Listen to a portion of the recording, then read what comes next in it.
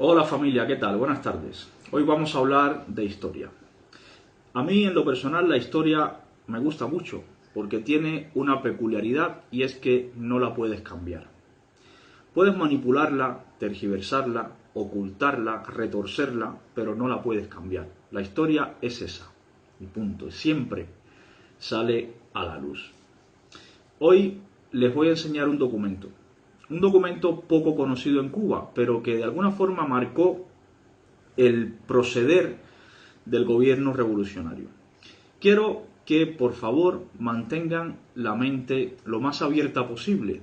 No juzguen el documento, no juzguen cada punto. Céntrense en identificar si fue aplicado o fue prometido por el gobierno cubano y en qué grado se aplicó o no. Cada uno luego al final del video, con su conciencia y sus valores, vamos a determinar para nosotros mismos si estuvo bien o estuvo mal. Pero en el momento en que los estemos analizando, ustedes no se preocupen, solo piensen, ¿se aplicó? Sí, no. ¿Se prometió? Sí, no. Hasta ahí. Les voy a pedir, por favor, que no comenten nada hasta que vean el vídeo completo. Me veo en la necesidad de leer los puntos uno por uno y de leerlos completos porque es importante. Así que si me pongo un poco técnico, me perdonan, pero es necesario que los lea. Y luego al final vamos a hacer una especie de resumen debate sobre este documento. Vamos allá. Este documento consta de 18 puntos. Voy a leer solo 17 porque hay un punto que no es relevante y para no seguir agrandando el video, que ya bastante largo va a ser, pues prefiero no leerlo y luego en los comentarios del video, en la descripción, les dejaré el enlace para que puedan descargarse o leerse el documento completo y ya puedan ustedes pues valorarlo más al detalle. Vamos a comenzar por el punto 1. El punto 1 dice, leo textualmente, se convocará la Asamblea Constituyente, poder soberano de origen popular, para declarar la abolición de la dictadura y la condena solemne del último régimen por traidor y desertor y una vez proclamada la República Social, nombrará su jefe.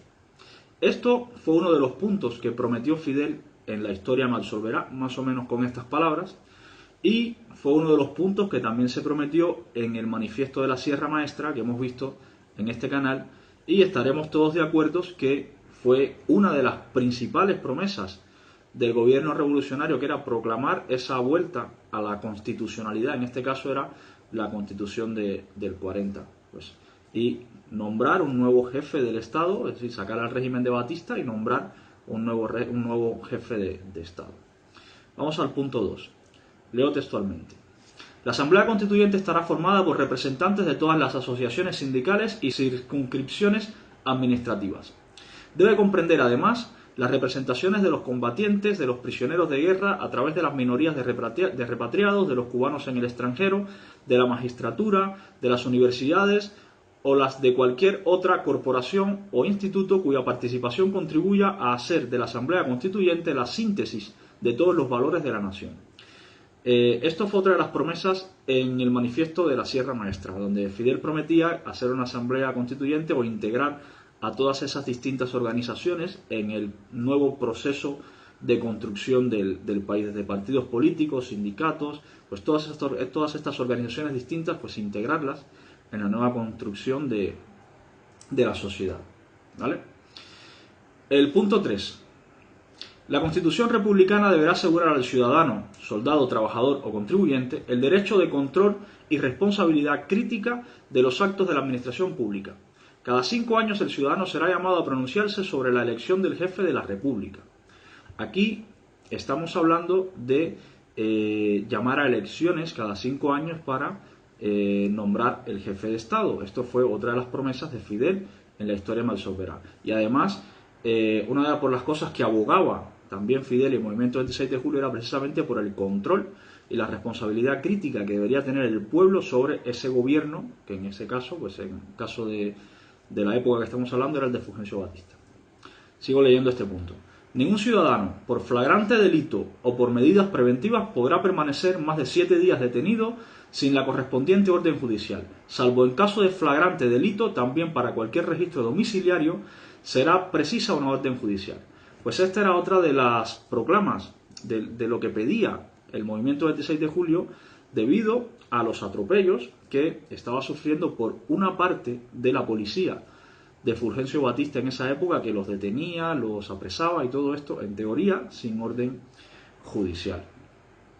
Además, fue otro de los reclamos que hizo Fidel en la propia historia de Solvera. El punto 4, leo textualmente.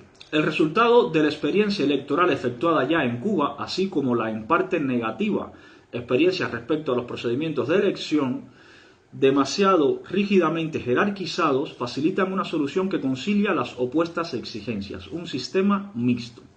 Esto se traduce en el sistema electoral cubano actual, se materializa en el sistema electoral cubano actual. Aquí lo que decían era que el sistema electoral que había era rígidamente jerarquizado y que se tenía que ir a un sistema electoral más flexible, por tanto, se llega a implantar el sistema electoral cubano actual, que en teoría es menos rígido. Hay unas organizaciones de base que proponen, el pueblo elige y luego hay una asamblea nacional que nombra el presidente. Es un sistema, en teoría, menos rígido y más mixto. No juzguen, ¿eh?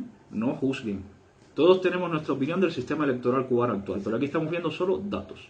Pues este punto 4 se materializa con el sistema electoral cubano actual. El punto 5, leo textualmente. La organización competente para la educación del pueblo en los problemas políticos es única. Dentro del partido, integrado por combatientes y simpatizantes, debe existir un organismo de absoluta pureza política, digno de constituirse en salvaguarda de la idea revolucionaria. No existirá el carnet para ningún empleo o cargo. Esto está claro. En Cuba el partido es la salvaguarda de la ideología y de la sociedad cubana, dicho así en la Constitución. Esto no tiene mucha más explicación. Además, así está planteado y defendido por todos los comunistas revolucionarios cubanos. Sin juzgar, es lo que dice la Constitución. Punto 6. La religión de la República es la católica apostólica romana. Será respetado cualquier otro culto que no se oponga a las leyes. Evidentemente en Cuba no hay un estado religioso, ni es católico, ni apostólico, ni romano, por tanto esta parte no se cumplió. Lo que sí, en teoría, está en la Constitución además, es que se respetará cualquier culto que no se oponga a las leyes. Por tanto, en cierta forma, este punto también se materializó. Punto 8. No es un error el punto 8. He saltado del 6 al 8. El punto 7 era el que les comentaba que no tenía relevancia, por tanto lo vamos a pasar por alto. Dice textualmente: el fin esencial de la política exterior debe ser la unidad, la independencia y la integridad territorial de la patria en los límites marítimos señalados por la naturaleza, por el sacrificio de sangre y por la historia. Límites amenazados por el enemigo con la invasión y con las promesas a los gobiernos refugiados en Estados Unidos. Tal política se adoptará además para la realización de una comunidad latinoamericana con la federación de todas las naciones que acepten los siguientes principios fundamentales. Principio A: eliminación de las seculares intrigas estadounidenses en nuestro continente. Principio B: abolición del sistema capitalista interior y lucha contra las plutocracias. Principio C: valorización en beneficio de los pueblos latinoamericanos y de los autóctonos de los recursos naturales de América, respetando absolutamente a aquellos pueblos que se encuentran ya civil y nacionalmente organizados.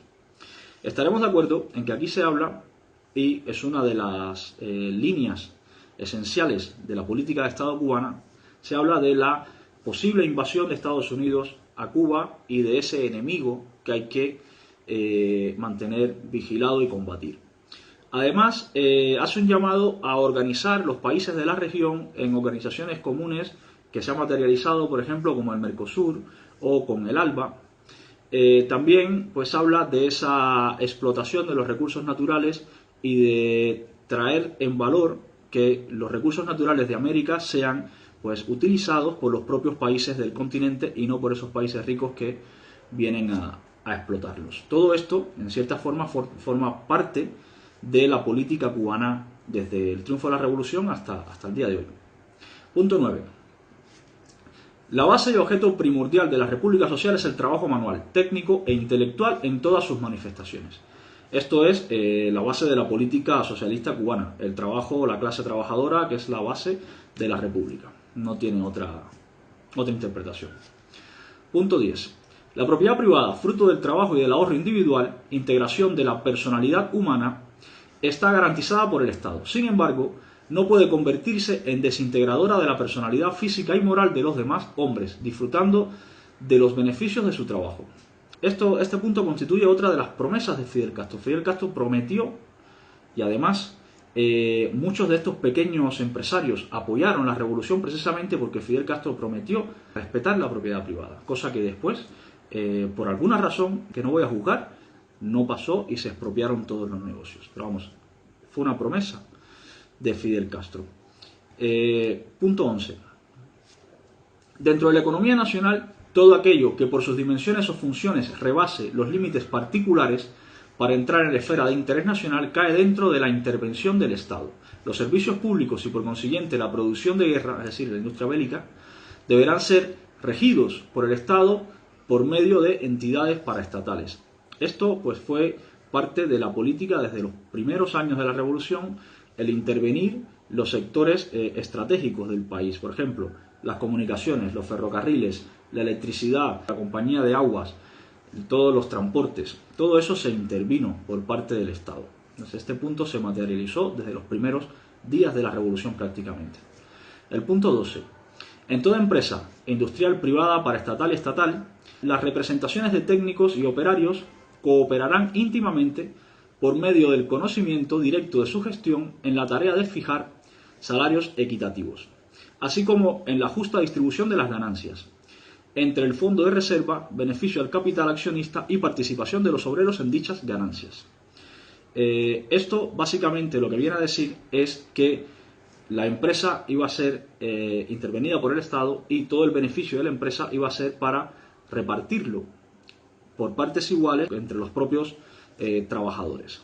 Dice, en algunas empresas esto podrá implantarse concediendo más amplias prerrogativas a las actuales comisiones de fábrica. En otros casos, sustituyendo los consejos de administración por consejos de empresa compuestos de técnicos y operarios y de un representante del Estado. Esto fue lo que pasó directamente a principios de la revolución, que todas esas empresas que tenían consejos de accionistas se quitaron y se puso un consejo administrativo con un representante del Estado que respondía a los intereses del gobierno. El punto 13. En la agricultura, la iniciativa privada será limitada por la falta de iniciativa. Las tierras incultas y las propiedades mal administradas pueden ser expropiadas e incluso parceladas y entregadas a los braceros en calidad de cultivadores directos o convertirse en propiedades cooperativas, para sindicales o para estatales, según aconsejan las necesidades de la economía agrícola. Esto es la ley de reforma agraria, bueno, las dos leyes de reforma agraria. Así se materializó este punto tal cual, en esas dos leyes de reforma agraria. El punto 14 dice: a los cultivadores directos, a los artesanos, a los profesionales, a los artistas se les reconoce el pleno derecho a explotar las propias actividades de producción, ya sea individualmente, ya por familias o grupos, salvo la obligación de entregar la cantidad de productos establecidos por la ley y someter a control las tarifas de prestaciones. Esto no se puso en práctica a principios de la revolución, pero ya en los años 90 fue lo que conocimos como los cuentapropistas. Es este punto 14 materializado. El punto 15 dice: la casa no es solo un derecho de propiedad, sino un derecho a la propiedad. El partido incluye en su programa la creación de una institución nacional de la vivienda para el pueblo, la cual, absorbiendo el instituto existente y ampliando hasta el máximo su acción, procurará facilitar la propiedad de casas a familias de trabajadores de cualquier categoría. Y bueno, sigue el punto, lo dejo para que lo lean. Esto es, en resumen, familia, la ley de reforma urbana. Con esa ley de reforma urbana se puso en práctica este punto 15. El punto 16 dice: el trabajador figurará inscrito con todos los derechos en el sindicato de su especialidad, sin que esto le impida pasar a otro siempre que esté en posesión de los requisitos previos. Los sindicatos convergen en una única confederación en la que están comprendidos todos los trabajadores técnicos y profesionales, con exclusión de los propietarios que no sean dirigentes o técnicos. Esto se denomina Central de Trabajadores de Cuba. Fidel Castro prometió una amplia gama de sindicatos, una diversidad sindical, que terminó siendo todos lo mismo, la Central de Trabajadores de Cuba. Así se puso de manifiesto este punto 16. El punto 17 dice: En las presentes circunstancias, el partido estima inaplazable un reajuste de salarios para los trabajadores, mediante la adopción de mínimos nacionales e inmediatas revisiones locales, sobre todo para los pequeños empleados tanto estatales como privados. Al objeto de evitar que tales medidas no resulten ineficaces y, a la postre, perjudiciales para todos, se procurará por mediación de economatos que se pueda pagar en víveres a precios de tasa una parte del salario. El punto sigue. Solo así se logrará la estabilización de precios y de la moneda y el saneamiento del mercado. Estos economatos se traducen en la libreta de abastecimiento, lo que conocemos todos como la cuota en Cuba, los productos subsidiados que te vende el Estado, racionados para que puedas vivir durante el mes. Esta es la traducción de este punto 17, la puesta en práctica de este punto 17. Y por último el punto 18. Este punto 18 dice: con este preámbulo para la Asamblea Constituyente, el partido demuestra no solo que va hacia el pueblo, sino que está con el pueblo. Esto no requiere explicación alguna. Esto es el artículo 5 de la Constitución cubana actual, donde el partido es el pueblo y es todo en Cuba. El partido está, será y es todo en Cuba. Estos puntos, estos 17 puntos, familia, eran los que quería ver con ustedes. Les he dicho, tanto a los que apoyan al gobierno cubano como a los que no se hagan juicio de valor, pero aún así probablemente algunos de ustedes hayan estado repitiéndose en cada uno de esos puntos. Muy bien hecho, han estado muy bien. Y otros, los contrarios, han estado diciendo pues que ha estado mal en cada uno de los puntos. Yo tengo mi opinión, pero ahora les voy a decir algo muy interesante y es el motivo de este video. Tomen asiento y relájense. Este documento que acabo de leer es nada más y nada menos que el Manifiesto de Verona. Ahora ustedes que apoyan al gobierno cubano, ustedes fidelistas, revolucionarios, compañeritos pioneros, ustedes se estarán preguntando qué cosa es el Manifiesto de Verona, porque no se conoce casi en Cuba. Pues el Manifiesto de Verona, esto que les acabo de leer, es el manifiesto fascista de Benito Mussolini. Ah, qué sorpresa, ¿no? Así que esos puntos que hasta ahora has estado aplaudiendo son puntos fascistas que redactó Benito Mussolini y a los que yo lo único que les he cambiado ha sido palabras. He puesto, en vez de Italia, he puesto Cuba, en vez de rey, he puesto régimen, en vez de Europa, he puesto América Latina. Lo demás lo he leído textual. Sí, esos puntos que prometió Fidel, muchos, y otros aplicó, los llevó a la práctica, pues son los 17 de 18 puntos del manifiesto fascista de Benito Mussolini, redactado en la década del 20, que dio origen a toda la ideología fascista y posterior a la ideología nacionalsocialista. Cuando a ti, amigo mío, como me dicen a mí a veces, que me dicen que soy fascista, cuando te digan fascista, ríete, ríete. Pero no porque te enorgullezcas de ser fascista, no, ríete porque el que te lo está diciendo no tiene ni idea de lo que es el fascismo. Esto que te acabo de leer es la base del fascismo y además lo ha aplicado el gobierno cubano. Ahora quiero que me expliques tú, a mí, revolucionario cubano, quiero que me expliques una cosa. Si estos puntos que redactó Mussolini son puntos del manifiesto fascista y por tanto son malos, es lo peor de la humanidad, es el fascismo. Si esos puntos redactados por Mussolini y aplicados por Mussolini son malos, explícame cómo esos mismos puntos, prometidos muchos por Fidel y otros aplicados por Fidel, explícame cómo son buenos. Inexplicable, ¿verdad? Pues eso es lo que te han metido en la cabeza en Cuba. El comunismo cubano y en general, el comunismo en general y el fascismo es prácticamente la misma cosa.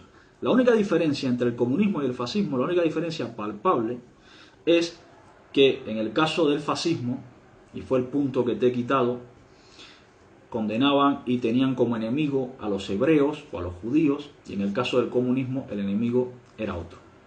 Lo demás es exactamente lo mismo.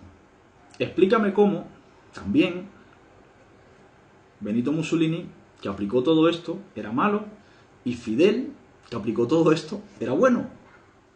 Explícame cómo tú dices, yo soy Fidel, y lo dices así y te quedas tan tranquilo. Si Fidel hizo lo mismo que Benito Mussolini, y Benito Mussolini era fascista, pues Fidel, como mínimo, tiene tendencias fascistas, como mínimo, tiene tendencias fascistas. Y tú, diciendo yo soy Fidel, pues también estás reconociendo esas tendencias fascistas. Y yo no estoy juzgándote, yo no estoy diciendo que el fascismo sea bueno o sea malo. Yo sé o tengo asumido una opinión sobre el fascismo. Yo no soy Fidel, por tanto, estoy bastante lejos de toda esa ideología revolucionaria y, por tanto, estoy bastante lejos de esa similitud con el fascismo. Ahora, tú que eres Fidel, explícamelo. ¿De verdad que eres Fidel? El mismo Fidel que aplicó 17 de los 18 puntos del manifiesto fascista, del manifiesto de Verona. Te voy a dar dos datos curiosos. No sé si sabes lo que fue la marcha sobre Roma de las camisas negras. En esta marcha sobre Roma de las camisas negras, una de las frases más repetidas, uno de los lemas que abanderaban la marcha fue o Roma o muerte. Y tu comandante Fidel acuñó la tristemente célebre frase patria o muerte. Se parecen mucho, ¿verdad? Otra frase, por ejemplo, de Benito Mussolini, muy conocida, dice: la concepción fascista del Estado es totalmente incluyente. Fuera del mismo no puede existir ningún valor humano o espiritual, mucho menos tener valor. Y Fidel dijo: dentro de la revolución todo, contra la revolución nada. Dos frases muy parecidas en cuanto a totalitarismo y marginación de los que piensan o de las ideas distintas. Eso convierte a Fidel en un héroe y a Mussolini en un demonio. Decir lo mismo, como mínimo, o los dos serían héroes o los dos serían demonios. Dos personas que hacen lo mismo no pueden ser cosas distintas. Familia, cuando les digo que el gobierno cubano los ha manipulado y los ha engañado durante generaciones, es esto. Es que hay que estudiar la historia para saber de dónde venimos y hacia dónde no podemos ir. Todas estas personas, todos estos líderes populistas de izquierdas, de derechas, todos se comportan igual. Y ninguno crea nada nuevo, ninguno crea una ideología nueva. Lo que hacen es aplicar ideologías que ya están creadas. Hitler usó las bases socialistas de Mussolini. Ah, por cierto, no te lo he dicho. Mussolini, ese fascista, malísimo, era socialista. Era dirigente socialista italiano. Y en una entrevista que le hizo una periodista extranjera, le dijo Mussolini a esa periodista que él en la Primera Guerra Mundial se había dado cuenta de que ese socialismo internacionalista no funcionaba porque vio a los proletarios de todos los países matándose entre ellos. Por eso él había creado el fascismo, que era un socialismo nacionalista. Eso es el fascismo, una variante del socialismo. Cuando te dicen en la escuela cubana que el fascismo es la máxima expresión del capitalismo, mentira, mentira. El fascismo es una variante del socialismo, tal cual, dicho por el que lo creó, Benito Mussolini. Esa es la historia, familia. Lo demás son manipulaciones burdas de estos comunistas cubanos y de la izquierda progre del mundo que quiere cambiar la historia. Pero por más que lo intenten, estos son los datos. Las ideas, las que ustedes quieran. Los datos son estos. Nos vemos en próximos videos.